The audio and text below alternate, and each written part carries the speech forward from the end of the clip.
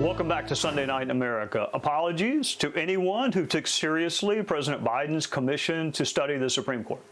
This commission, you may recall, was born of political convenience. During the 2020 presidential campaign, progressives were demanding the court be expanded. They wanted to dilute what they believed to be a conservative majority by adding more progressive justices. They wanted to get politics out of the Supreme Court by adding more political justices. It was and remains a terrible idea. But modern political leaders are too afraid of the base to disagree with the base. Biden didn't want to answer the question on packing the court during the campaign, so he punted and said he would form a commission.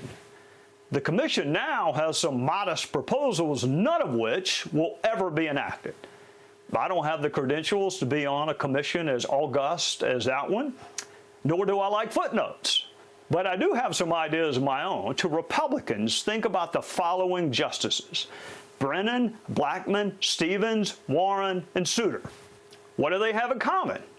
All were liberal members of the court put on the bench by Republican presidents. So my advice to Republicans is do a better job of vetting the judicial philosophy of nominees before you elevate them to the high court.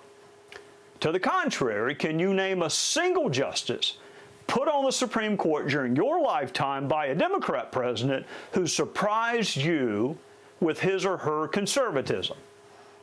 To the media, just try to at least fake being fair. The way you frame issues and court decisions is overtly partisan. It sows the seeds of discord in our country. It treats serious and complex legal issues with a provocative headline and a tweet.